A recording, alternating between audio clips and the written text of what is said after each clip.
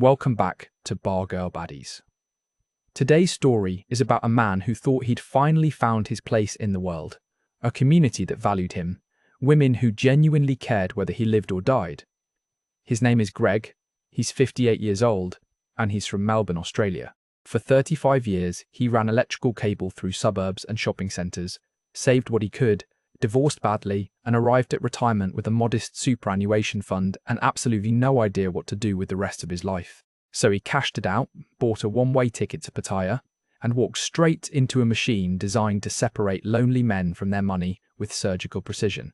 By the time he realised what was happening, he'd blown through most of his retirement fund, destroyed his financial security, and learned the hardest lesson of his life. That feeling needed and actually being valued are two very different things. Before we get into Greg's story, I want to hear from you. Drop a comment and let me know where you're watching from. Have you seen this happen to someone you know? Have you been in a situation where you confused a transaction for a genuine relationship? If this story sounds familiar, hit that like button and subscribe, because we're diving deep into the stories that don't make it into the glossy travel blogs, the ones where the dream turns into a cautionary tale. Greg thought he was building a family in Thailand. He was funding a business, and the difference cost him everything. Here's what he sent us. Look, I'll be honest with you. My name's Greg, I'm 58, and I'm writing this from a tiny apartment in Pattaya where the aircon barely works and the walls are thin enough that I can hear my neighbour's entire life through the plaster. 3 years ago, I had $180,000 in my super account. Now, I've got about 11 grand left and no real plan for what happens when that runs out. I'm not writing for sympathy. I'm writing because if my story stops even one bloke from making the same mistakes, then maybe it wasn't all for nothing. I worked as an electrician in Melbourne for 35 years. Residential mostly, some commercial jobs when the work was good. I was never going to get rich, but I made decent money, owned a house in Footscray with my wife Linda, and figured I'd retire with enough to live comfortably. Not lavishly, but comfortably. Then Linda left in 2021. No drama, no screaming matches, just a quiet acknowledgement that we'd been going through the motions for years and neither of us was happy. She got the house, I got a flat near the station and weekend visits with our daughter that became monthly visits, then occasional texts, then basically nothing. By 2022, I was living alone in a one-bedroom flat that smelled like old carpet and cooking oil from the Thai restaurant downstairs. Ironic, I know. I'd wake up, make instant coffee, scroll through my phone, maybe meet a mate at the pub on Friday, then go back to the flat and do it all again. My daughter Sophie was 24 and busy with her own life. She'd call on my birthday and Christmas, but I could hear the obligation in her voice. I didn't blame her. I'd been a pretty absent father when she was growing up, always working, always tired, never quite present even when I was home. The divorce just made official what had been true for years. I didn't really have a family anymore. Retirement was supposed to be this exciting milestone, but when I looked at it, honestly, all I saw was decades of the same empty routine with no work to break it up. I'd scroll through Facebook and see blokes my age posting photos from Bali or Thailand, talking about how far their pension went, how good life was in the sun. I started watching YouTube videos, you know the ones. Expat channels showing retired guys living in beach towns, drinking beer that cost $1, dating women half their age, acting like they'd discovered some secret paradise that the rest of us were too stupid to find. I watched hours of that content. Retirement in Thailand on $1,500 a month. Best cities for expats. How to get a retirement visa. Why Thailand is perfect for single men. The algorithm fed me exactly what I wanted to see, and I ate it up. In every video, the guy filming seemed relaxed, confident, surrounded by friends and smiling faces. They'd show markets bursting with cheap food, beaches, temples, bars full of beautiful women who seemed genuinely interested in these ordinary-looking blokes holding the camera. It looked like significance. It looked like mattering again. By mid-2023, I'd made up my mind. I applied for early access to my super using a financial hardship clause, which wasn't exactly true, but wasn't exactly false either. I was hardly destitute, but I sold the story well enough. I got approval to withdraw 180,000 Australian dollars. I sold my ute, gave notice on the flat, and bought a one-way ticket to Bangkok. I told Sophie I was going travelling for a while. She said, "That's great, Dad, be safe." and I could tell she was relieved she wouldn't have to pretend to care about my loneliness for a few months. I converted everything to baht. At the exchange rate back then, I had about 4 million baht in my Thai bank account. It felt like a fortune. The plan was simple. Live modestly, make it last 10 or 15 years, enjoy my life for once, maybe meet someone, maybe not. Just exist somewhere. I felt alive instead of waiting to die in a Footscray flat. I landed in Bangkok in September 2023. The heat hit me the second I walked out of the airport. Thick, wet, heavy air that soaked through my shirt in minutes. I took a taxi to the bus station and caught a coach down to Pattaya. I'd chosen Pattaya because the YouTube guy said it was easy, foreigner-friendly, cheap, and unpretentious. Bangkok felt too big, the islands felt too touristy. Pattaya seemed like a place where a regular bloke could just blend in and live. The first week was overwhelming.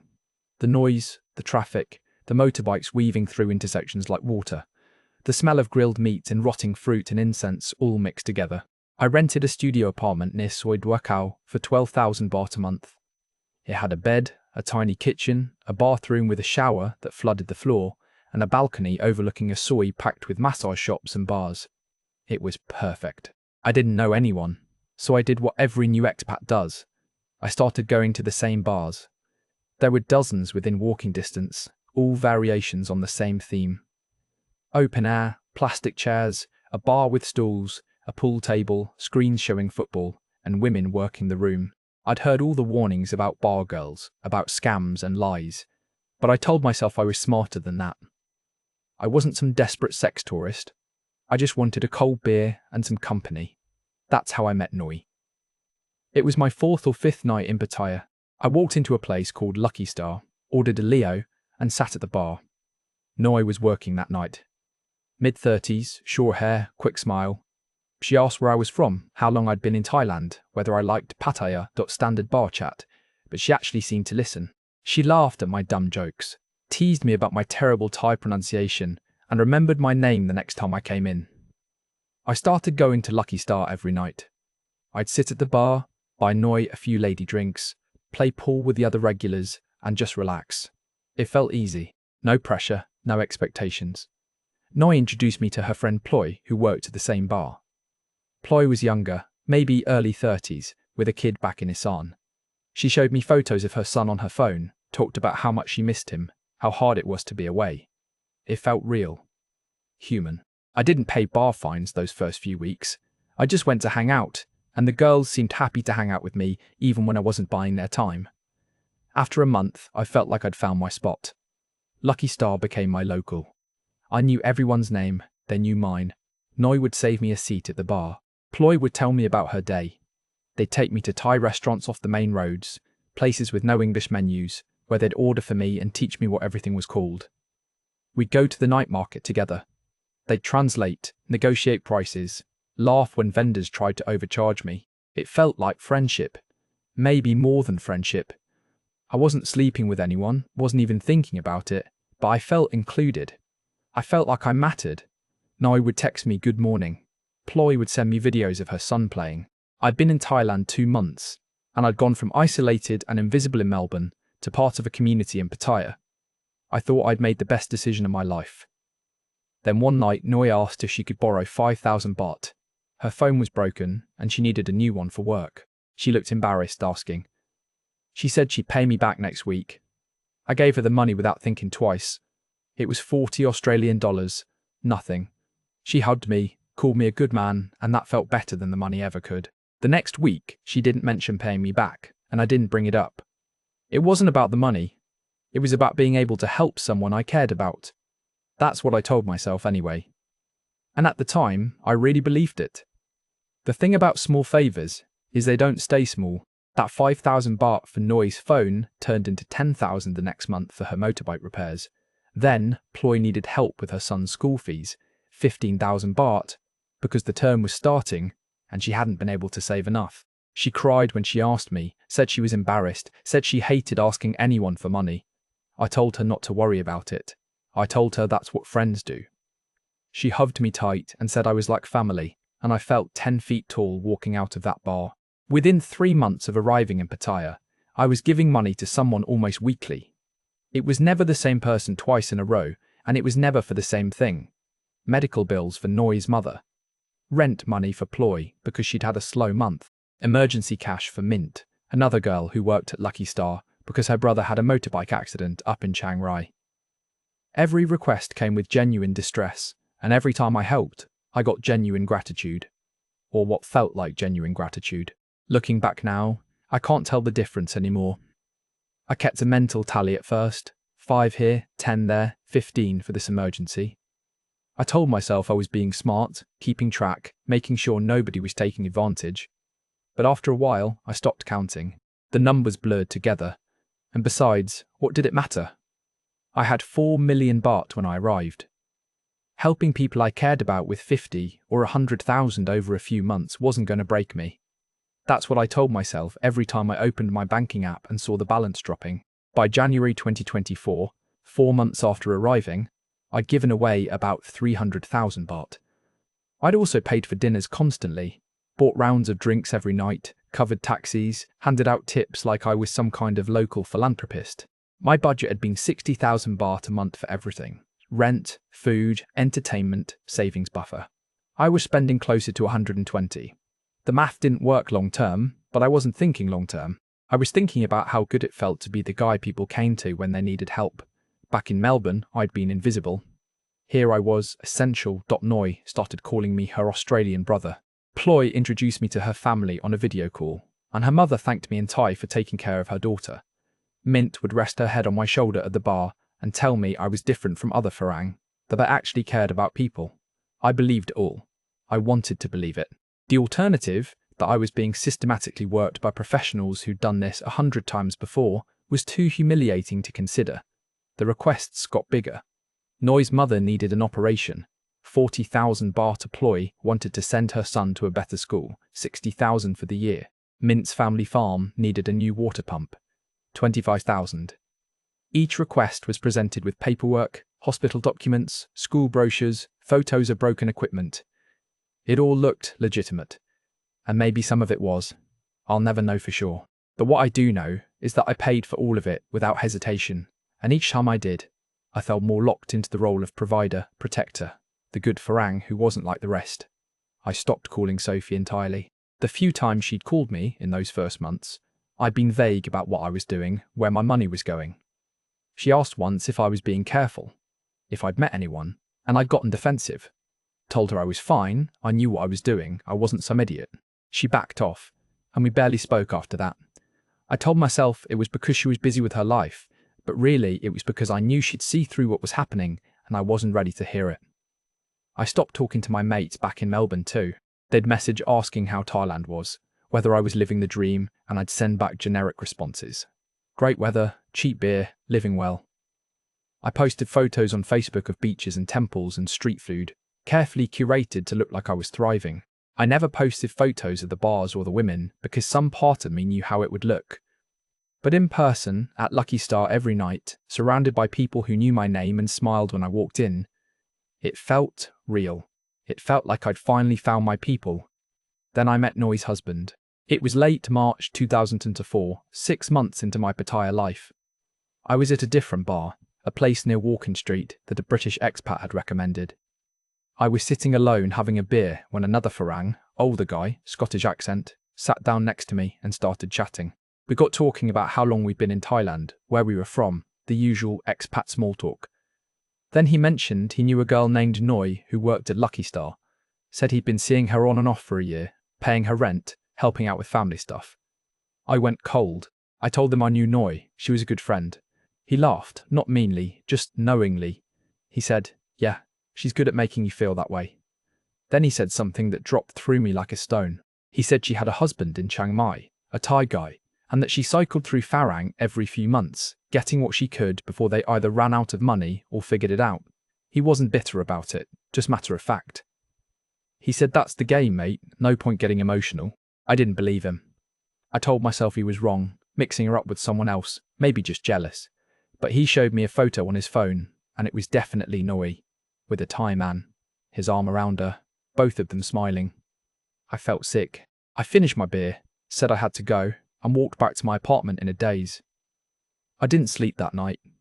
I lay on my bed with the fan spinning above me, going through every conversation, every request, every moment I'd thought was genuine connection. I pulled up my bank statements on my phone. Since September, I'd withdrawn or transferred just over 800,000 baht in 6 months. That was more than half my retirement fund. Gone. The next night, I went to Lucky Star like always, but everything looked different. Noi smiled and waved when I walked in, same as always, but now I was watching her. Watching how she worked the room. How she'd sit with one guy for 20 minutes, laughing and touching his arm, then move to another when someone new walked in. How Ploy did the same thing. How Mint had 3 different Farang buying her drinks over the course of the evening, and she made each one feel like he was special. I didn't say anything that night. I bought my beer, sat at the bar, and watched. When Noi came over and asked if I was okay, I said I was fine, just tired. She touched my shoulder and said I should go home and rest. I paid my tab and left. I spent the next 2 days asking around, quietly, carefully. I talked to other expats at different bars, guys who'd been in Pattaya for years, and the story that came back was always the same. The girls who worked the bars weren't doing anything illegal or even unusual. They were working. That was their job. They cultivated relationships with multiple men, extracted money through a combination of genuine need and strategic storytelling, and sent most of it back to their families or their Thai boyfriends or husbands. It was a system. An industry. And I'd walked into it like a tourist stepping into traffic. On the 3rd day, I confronted Noi, not angrily, not dramatically. I just asked her straight out if she had a husband. She denied it at first, said someone was lying to me, trying to cause trouble. But I pressed, and eventually she admitted it. She said yes. She had a partner in Chiang Mai, but it wasn't serious. They were basically separated. It didn't mean anything. She said what we had was different. I was special to her. I was family. I asked about the money. The phone, the motorbike, her mother's operation, all of it. She got defensive. Said it was all real. Her family really needed help. I'd offered freely. Nobody forced me. And she was right. Nobody had forced me. I'd handed over the money because it made me feel needed, because it brought me the illusion of mattering. I asked about the other Farang, the guys she was seeing while she was texting me good morning and calling me brother. She didn't answer that one. She just looked at me with something close to pity and said, I didn't understand how things worked here. Then she walked away. I didn't go back to Lucky Star after that. I messaged Ploy and Mint, asking straight questions. Ploy stopped responding after the first message. Mint blocked me. Within a week, all 3 of them had deleted me from Line and Facebook. It was clean, professional, efficient. I was gone from their lives like I'd never existed. I sat in my apartment for days trying to process it. I wasn't angry at them, not really. They'd been working, and I'd been a customer who confused the transaction for something else. I was angry at myself. For being so desperate to feel important that I'd ignored every warning sign. For lying to myself so completely that I'd blown through 130,000 Australian dollars in 6 months on a fantasy. I did the math properly for the first time. I had about $50,000 left from my original super fund. My rent was 12,000 baht a month, call it 500 Australian. Food, utilities, transport, another 500 a month if I was careful. 1,000 Australian a month, maybe 1,200.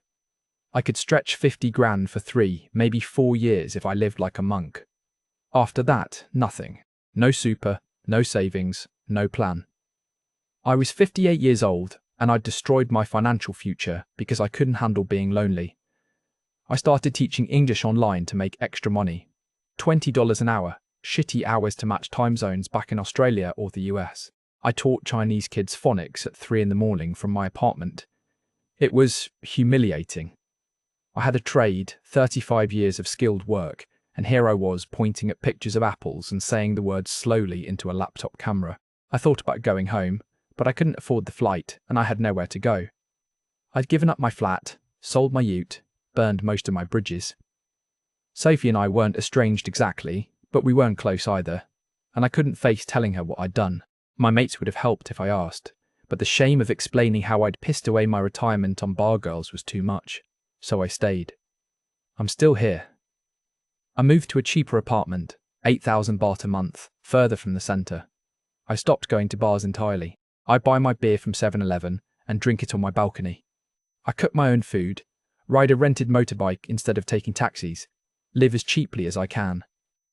I watch other expats make the same mistakes I made, falling for the same lines, believing they're different. I want to warn them, but I don't because they wouldn't listen anyway. I didn't. Here's what I learned, and I hope to God someone reads this and takes it seriously. Those women at Lucky Star weren't evil. They weren't villains. They were working a job in an industry built on separating lonely foreign men from their money, and they were good at it.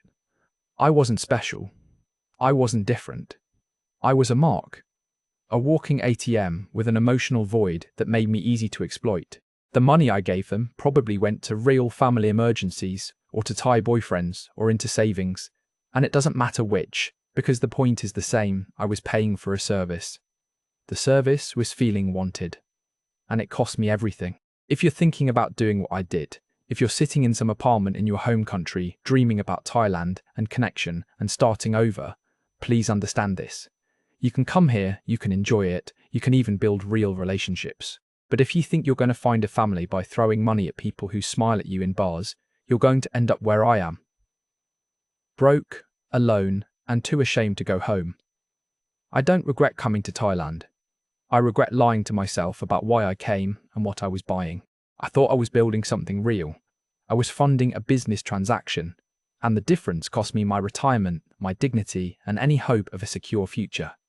That's Greg's story. 58 years old, living in a budget apartment in Pattaya, surviving on online teaching gigs and what's left of a retirement fund he destroyed in 6 months. He's not unique.